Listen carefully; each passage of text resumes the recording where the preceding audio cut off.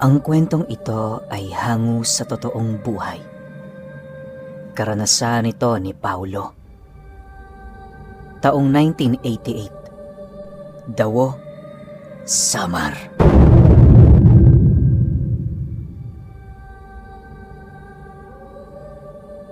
Itong mga panahong ito, kasalukuyang kakauwi lang ni Paulo sa Dawo.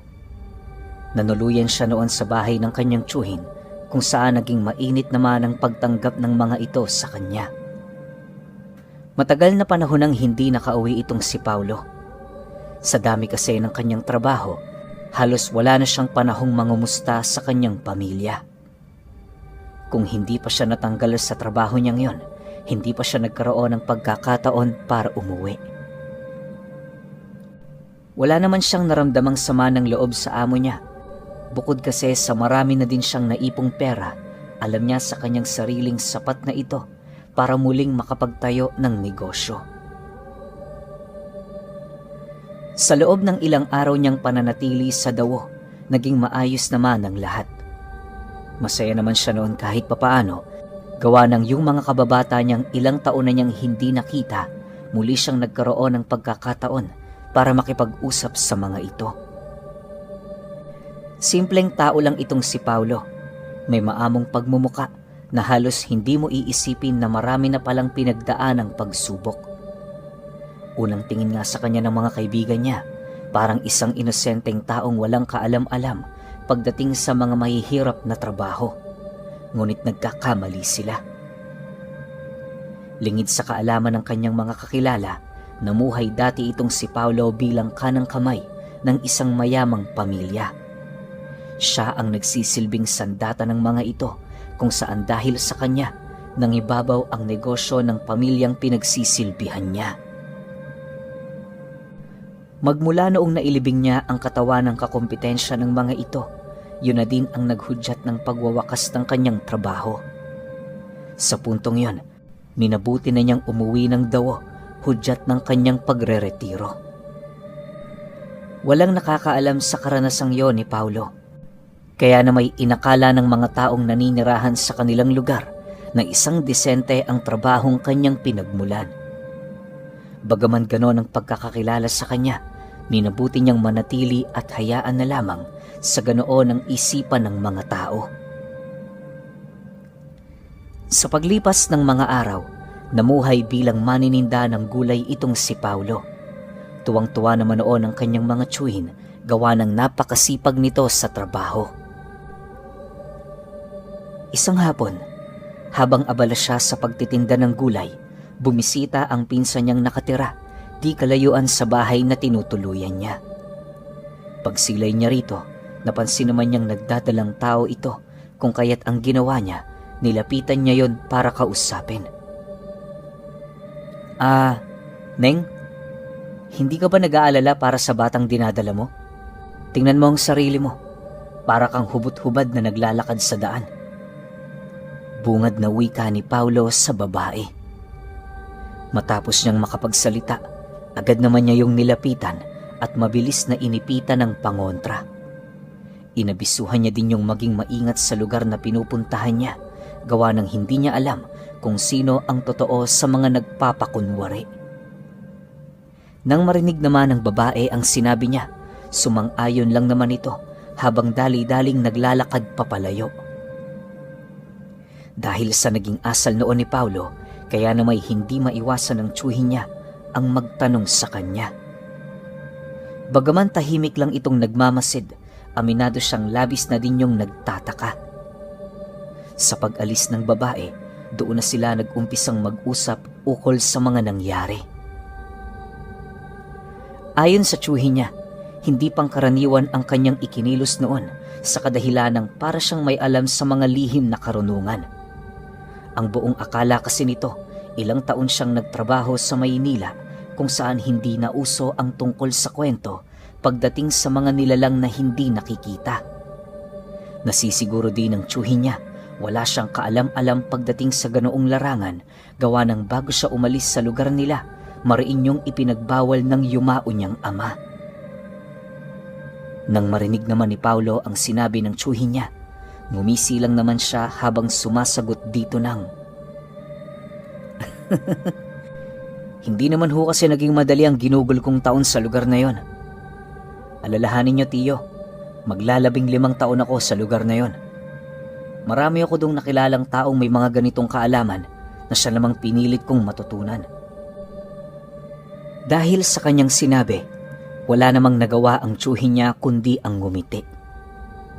Matapos ang pag-uusap nila, minabuti nilang ipagpatuloy ang kanilang ginagawa. Habang nasa kasagsagan ng pagbebenta itong si Paulo, meron siyang nararamdamang kakaiba na umaaligid sa paligid. Noong una, ipinagsawalang bahala niya pa ito, subalit nang hindi maglaon na pabalik-balik ang presensyang yon, doon na siya nag-isip na maaaring merong hindi tamang nangyayari. Nagpaparamdam lang kasi sa kanya ang ganoong uri ng aura sa oras na may malapit ng mamamatay sa lugar na kinaroroonan niya. Upang makumpirma ang kanyang kutob, pasipat naman siyang sumilip sa kanyang bulsa kung saan naroon ang langis na palagi niyang dinadala. Pagsilay niyang kumukulo ito, napamura na lamang siya habang mabilisang tumatayo. 3 beses niyang iniikot sa baryo ang kanyang paningin, ngunit hindi niya matunton ang kinaroroonan ng mga ito. Sa takot na baka ang pinsan niyang buntis ang biktima ng mga nilalang na yon, dali-dali naman siyang nagpaalam sa kanyang tiyuhin. Hindi naman yun tumutol sa kanyang nais, sa kadahilan ng kahit papaano, nagampanan naman ni Paulo ang kanyang trabaho. Makalipas lamang ang ilang minuto niyang paglalakad, nadapo na nga siya sa bahay nito. Unang bumungad sa kanya ay ang asawa ng pinsan niya. Pagsilay naman ito sa kanyang papalapit, agad naman siya nitong sinalubong ng nakangiti. Nag-usap lang sila ng bahagya, sabay pasok sa loob ng bahay. Para maalis ang kanyang pag-aalala, tinanong niya yon kung maaari ba siyang maglagay ng pangontra sa bahay nito. Inabisuhan din niya yung mas mainam na maglagay ng mga ganoong uri ng bagay sa loob, gawa ng buntis ang kanyang asawa. Matapos naman yung marinig ng lalaki, hindi naman yun tumutol sa kadahilan ng aminado din ito na hindi pala sila nagpapakonsulta sa albularyo. Nang marinig naman niya ang sinabi nito, mariin naman niya doong inilahad kung gaano kaimportante para sa mga buntis ang magpakonsulta sa albularyo. Sa pagpapatuloy ng pag-uusap nila, doon niya napag-alaman na palagi palang nakukunan ang asawa nito. Ayon sa pahayag ng lalaki, 3 beses na yung nagbuntis, subalit walang nabuhay. Ang pinakamatagal na buwan ng pagdadalang tao nito ay nasa 5 buwan lang. Dagdag pa nito na wala silang kaide-ideya sa mga nangyayari, gawa ng nasisiguro naman niyang hindi niya pinapatrabaho ang kanyang asawa sa mga panahong yon ay nagdadalang tao. Nang marinig naman ni Paulo ang sinabi nito, doon niya nakumpirma na paulit-ulit itong nabibiktima ng mga aswang. Ang mas nakakapagtaka lang, hindi ito napapansin ng mga albularyong naninirahan sa kanilang lugar. Dahil sa mga bagay na kanyang nalaman, siya na mismo ang nagpresentang tumulong sa mag-asawa. Kalakip ng kanyang pangako, inabisuhan din niya ang mga ito na hanggat maaari, huwag nitong ipagsasabi sa ibang tao ang kanyang ginawa. Matapos ang kanilang pag-uusap, agad naman siyang umalis sa tahanan nito para makapaghanda. Kinagabihan, nang makapaghapunan na sila ng kanyang tiyuhin, formal naman siya doong nagpaalam na tutungo siya sa bahay ng kanyang pinsan. Nang marinig naman ito ang kanyang paalam, hindi naman yun tumutol sa kanyang nais, gawa ng yon ang unang pagkakataon na gagala itong si Paulo ng 10 oras. Bago siya umalis sa kanilang tahanan, kabilin-bilin na naman ito sa kanya na kung aabutin siya ng hating gabi roon, mas mainam na wag na lamang siyang umuwi. Dagdag pa nito na wag siyang magpakakampante sa lugar, lalo pat hindi niya pagaanong bistado ang mga taong naninirahan dito. Dahil sa sinabi nito, agad naman siyang tumango bilang pagsang-ayon. Maya-maya pa, nagpaalam na din yung matutulog na, kung kaya't ang ginawa niya, pumasok sa kanyang silid para kumuha ng gamit. Paghila niya sa pinakailalim ng aparador na pinaglalagyan niya ng kanyang damit, agad naman niya doong dinukot ang isang punyal na halos magkakalahating braso ang haba. Doble din ang talim nito at gawa ang punyal na yon sa purong tanso. Para hindi yon mapansin ng kanyang tiyuhin, sinigurado niyang maayos ang pagkakasuksok nito sa kanyang bewang. Maya-maya pa, nang makalabas na siya sa kanilang tahanan, agad naman niyang tinahak ang daan patungo sa bahay ng kanyang pinsan. Pinili niyang dumaan noon sa talahiban nang sa gayoy hindi siya masilayan ng mga tao na maaaring nakatambay pa sa gilid ng daan. Sa pagdating niya sa likurang bahagi nito, agad naman niyang dinukot ang kanyang punyal, sabay haplos sa pinakagitna nitong bahagi habang patuloy na nag-iihip ng usal. Matapos niya yung gawin, binuksan niya ang dulong bahagi ng hawakan nito kung saan doon lumitaw ang isang mutya ng gabi na matagal na niyang pinakainiingatan. Kagaya ng ulan, magiging madulas ang katawan ko sa harap ng aking kalaban. Wika ni Paulo sa kanyang sarili habang nagbabanggit ng iilang buhay na kataga. Matapos niya yung gawin, dahan-dahan naman niyang inipit sa kanyang daliri sa paa ang mutyang yon para pakawalan ang totoong bisa nito. Nang maramdaman na niya ang paggaan ng kanyang katawan, dahan-dahan naman siyang lumapit sa tahanan ng buntis. Nang mapagtanto niyang wala pa namang nangyayaring kakaiba sa paligid, kampante naman siyang umupo sa pinakagitnang bahagi ng bakuran nito para maghintay. Sa paglalim pa ng gabi, doon na dahan-dahang napapansin ni Paulo ang pagsidatingan ng iilang mga ibon na tagapagmasid ng mga aswang. Hindi naglaon na sipat niya ang malalaking uri ng mga ito na bigla na lamang dumapo sa talahiban.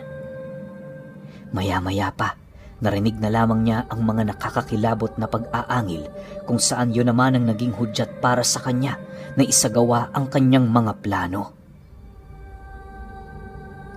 Pagtayo ni Paulo sa kanyang kinaroroonan, doon niya nasilayan ang 3 aswang na patuwad na naglalakad. Alam niya sa kanyang sarili na hindi siya nito nagagawang masilayan dahil sa tangan niyang mutya ng gabi. Makalipas pa ang ilang minutong pagmamasid, nagdesisyon na siyang sugurin ang mga ito para kitilan ng buhay.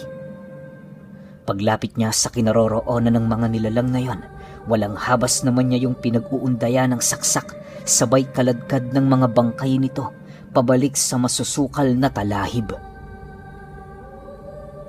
Dahil sa kakayahan niyang bulagin ang paningin ng mga aswang, kung kaya't hindi nagiging mahirap para sa kanya na paslangin ang mga ito. Ayon kay Paulo, para lang siya noong kumakatay ng baboy tuwing pumapatay siya ng mga nilalang kagaya ng aswang at mga mambabarang. Dagdag pa niya na sa ilang taon nilang pagsasama ng mutya, bistado na niya ang mga kakayahan nito at kahinaan. Napakamapanganib ng mutya ng gabi para sa mga aswang kung malawak ang kaalaman ng gumagamit dito. Matapos niyang paslangin ang mga nilalang na yon, nagmadali naman siyang umuwi sa bahay ng kanyang tiyuhin. Habang binabagtas niya ang daan, bigla na lamang pumasok sa kanyang isipan ang isang responsibilidad na animoy napaka-imposible para sa kanya na talikuran. Pakiramdam ni Paulo noon, hinahangad ng kanyang katawan ang muling makapagsilbi sa mga taong hindi na iba para sa kanya. Sa isip-isip niya, kung naninilbihan nga siya noon para sa pera, bakit hindi siya manilbihan ng libre sa mga taong nangangailangan ng kanyang talento? Nasisiguro niya rin kung ipagsasawalang bahala lamang niya ang kanyang nararamdaman, maaaring dumagdag pa ang bilang ng mga batang inosente na pinapaslang ng mga aswang. Dahil sa mga kaisipang yon, kung kaya't wala nang nagawa itong si Paulo kundi sundin ang kagustuhan ng kanyang puso. Nang makabalik na siya sa kanilang tahanan noon ding mismong gabi, ipinangako niya sa kanyang sarili na hindi siya titigil hanggat hindi niya nalilipol ang mga masasamang nilalang sa kanilang lugar. Sa paglipas ng mga araw, naging kilabot itong si Paulo sa panig ng mga aswang. Pakiramdam noon ng mga nilalang, gabi-gabi ay umiikot ang kamatayan sa lugar na yon para lipulin ang kanilang uri. Hindi naman ito pinahintulutan ng mga matataas na pinuno ng kanilang lahi, kung kaya't para mapigilan ito ang paghahasik ng takot ni Paulo sa lugar, gumawa yun ng isang pangkat na susupil sa kanyang kakayahan. Hindi pangkaraniwan ang tinatangang karunungan ng bawat miyembro ng pangkat, sa kadahilan ng bawat isa sa mga ito ay merong dugo ng gabunan. Nang mapag-alaman naman niya ang tungkol dito, hinanap niya ng hinanap ang mga nilalang na yon hanggang sa dumating ang puntong nagkasalubong na nga ang kanilang mga landas. Isang gabi ng Huwebes, habang naglalakad itong si Paulo sa masukal na daang nagdudugtong sa ikalawang baryo, nasipat niya ang 8 kataong naglalakad papalapit sa kanya. Pagharap ng mga ito, bigla naman niyang napansin na nagagawa na siya nitong masilayan kahit nakataas ang bisa ng kanyang mutya. Dahil sa kanyang naramdaman, minabuti niyang ibaba ang kanyang pananggalang upang kampanting makipag-usap sa mga nilalang. Pagbungad niya sa harapan ng mga ito, bigla naman yung napaatras nang sa hindi malamang dahilan. Maya-maya pa, bigla namang umangil ang pinuno ng pangkat na yon habang nagwiwika sa kanya ng, "Ikaw ba ang pumapatay sa aming mga kauri?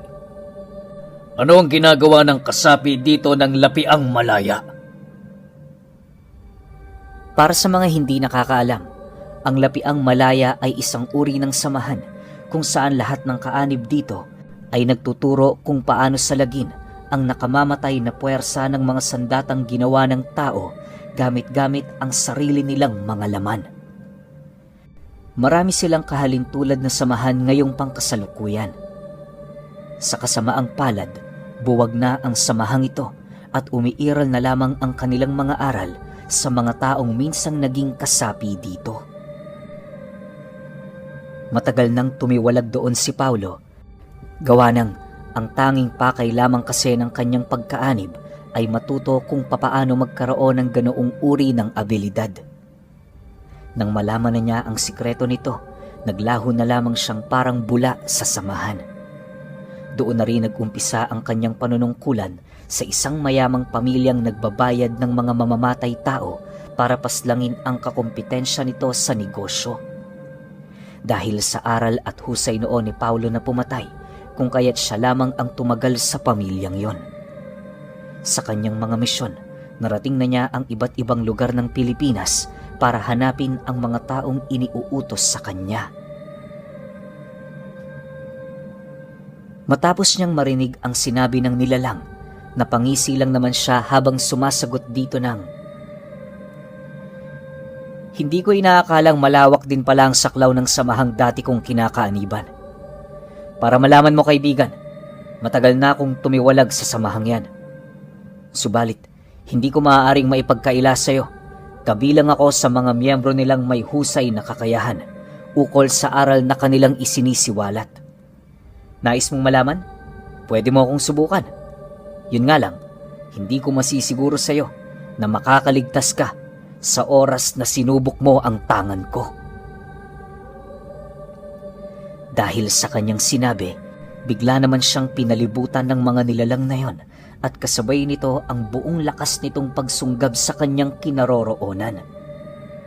Bago pa man kumapit sa kanya ang matatalas na kuko ng mga nilalang, agad naman niyang inihipan ng dasalang mutya ng gabi na siyang naging sanhi upang dumulas sa kanyang balat ang dulong parte ng mga kuko nito.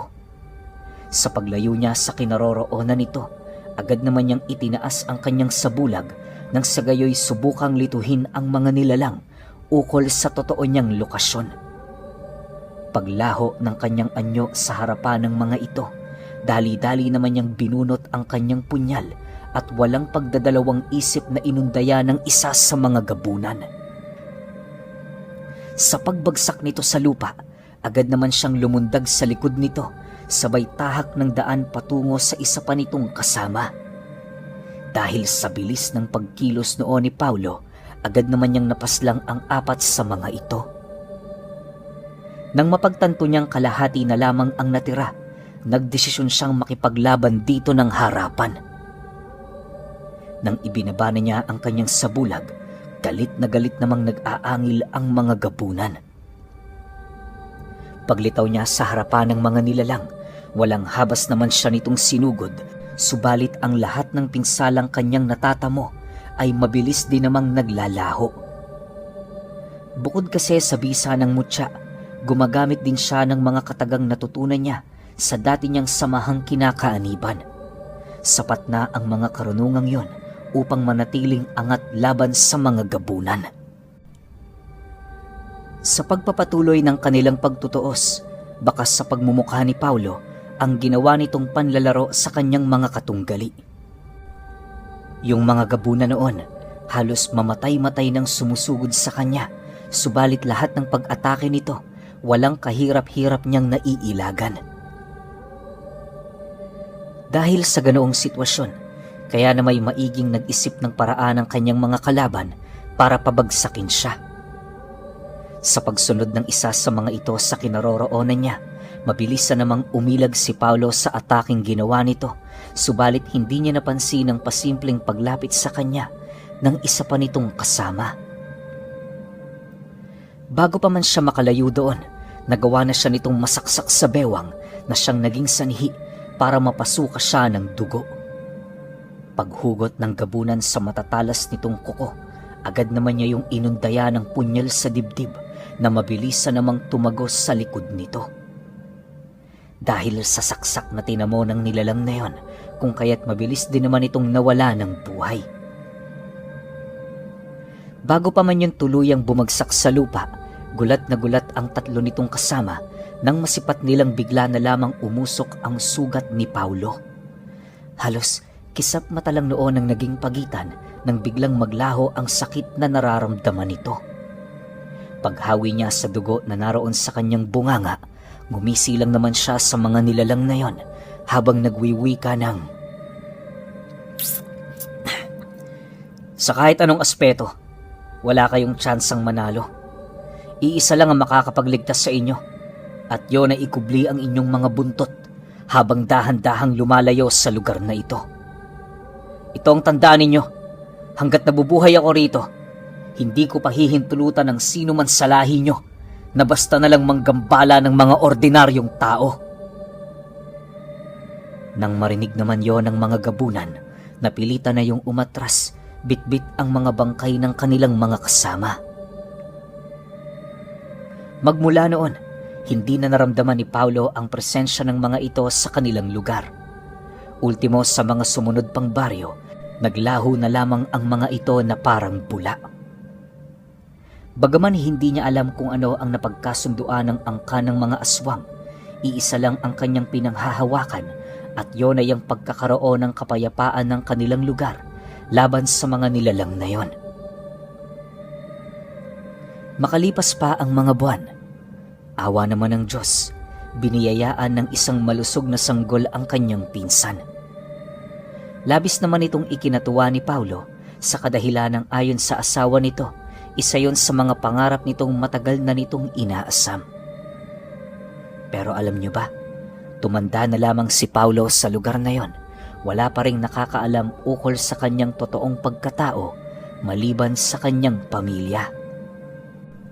Lalong-lalo na sa tinatangan niyang mutya na kinatatakutan ng mga gabunan.